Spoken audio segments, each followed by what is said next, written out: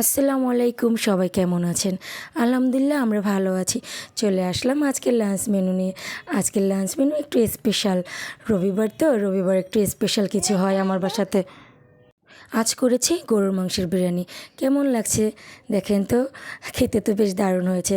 দেখতে কেমন লাগছে? আমার কাছে তো বেশ ভালো লাগছে। আপনাদের কাছে কেমন লাগছে? আজকের ভিডিওটা একটু লেট করে ছাড়তে হচ্ছে, কারণ আজকের আমি বাইরে বের হয়েছিলাম। রবিবার তো, রবিবার বেবির পাপা ফ্রি থাকে। বেবিকে নিয়ে আমরা ঘুরতে বের হই। বেবিকে একটু বাইরেও সময় দিতে হয়। ও সব সময় বাসায় থাকে আমার সঙ্গে, যেহেতু একা একা থাকে ওকে বাইরেও বের করতে হয়। ছোট্ট বাচ্চা তো, নয়তো সে বাইরের আবহাওয়াটা পাচ্ছে না, বাসার ভিতরে থাকছে। যে কারণে বাইরে থেকে এসে এখন ভিডিওটা এডিট করলাম, এখন আপনাদের কাছে দিলাম। দেখেন তো কেমন লাগছে আজকের আমার বিরিয়ানিটা। আমার কাছে তো বেশ ভালোই হয়েছে, বাসার সবাইও বলেছে ভালো হয়েছে। দুটো কাঁচা ঝাল নিয়ে নিয়েছি, কেন জানেন তো, আমার একটু ঝাল প্রিয় যে। আর আমার বেবিটা, তাকে আজকের বিরিয়ানি দিয়েছিলাম, কিন্তু তিনি তো খাবেন না, তিনি খাননি। তিনি আজকে প্রায় না খেয়ে রয়েছে। বরাবর আমি খিচুড়ি বিরিয়ানি যাই করি না কেন, তার জন্য আলাদা করে পোলাও করি।